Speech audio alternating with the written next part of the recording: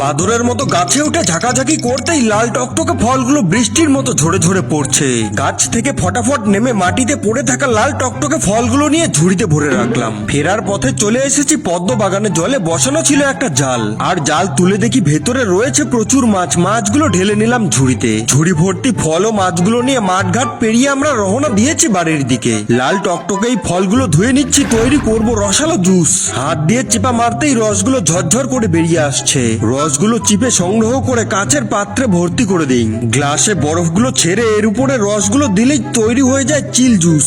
সাথে রয়েছে লাঞ্চ করার জন্য মাছ ভাত। আজকে আমরা এসেছি জঙ্গলি জলাশয়ে। 3 বন্ধু মিলে আমরা নেমে গেলাম গভীর জলে। পদ্ম বাগানের জলাশয়ে এসে আমার পায়ের নিচে তো আটকে গেছে বিশাল বড় একটা মাছ। ডুবে ডুবে দেখো তুলে নিয়ে আসলাম বিশাল বড় একটা চায়না পুঁটি মাছ। পদ্ম বাগান থেকে মাছ ধরার তো মজাটাই আলাদা। হাঁটাহাঁটি করলেই পায়ের মধ্যে আটকে যায় মাছ। 3 বন্ধু মিলে পদ্ম বাগান থেকে অসংখ্য তাজা তাজা মাছ ধরে জমা করছি। আমার হাতে তো ধরা পড়েছে প্রচুর ক্যাটফিশ। প্রচুর মাছ ধরে নিয়ে উঠে পড়লাম ডাঙাতে। এগুলো দিয়ে হবে আজকে পিকনিক। আজকে আমি সমুদ্রে গিয়ে পেলাম অদ্ভুত রকমের মাছ, আর যেগুলো খাবার উপযুক্ত ছিল না। মাছগুলো ছেড়ে দিয়ে সমুদ্র পার থেকে ছোট ছোট শামুক কুড়িয়ে জড়ো করে একটু থেতিয়ে নেই। তারপর ছোট শামুকগুলো জলে ছিটিয়ে টোপ দিয়ে রাখি, যাতে রাতে খাবার উপযুক্ত কিছু মাছ ধরতে পারি। থাকার উপযুক্ত একটি ঘর বানাতে হবে। বাঁশ দিয়ে স্ট্রাকচার তৈরি করে সমুদ্র পাড়ের বড় বড় ঘাসগুলো তুলে নিয়ে এসে গেঁথে নেই। বাঁশের উপর ছাউনি দিয়ে দিলে আমার থাকার ঘর রেডি। আর রাতে বন্য প্রাণীদের তাড়াতে এটি বানিয়ে রাখি। মাছ ধরতে এসে প্রথমেই পাই হলুদ সুন্দর একটি মাছ।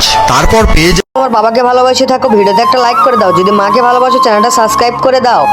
টেস্টি হবে। সমুদ্রের মাছ কখনো খেয়ে থাকলে একটি লাইক করে কমেন্টে ইয়েস লিখো। এগুলি দিয়ে আজ রাতের খাওয়া ভালোই জমবে। সুস্বাদু মাছগুলো রোস্ট করার জন্য বসিয়ে দিই। ফাইনালি রোস্ট হয়ে এলে 2 বন্ধু মিলে হ্যাপি মজা করে।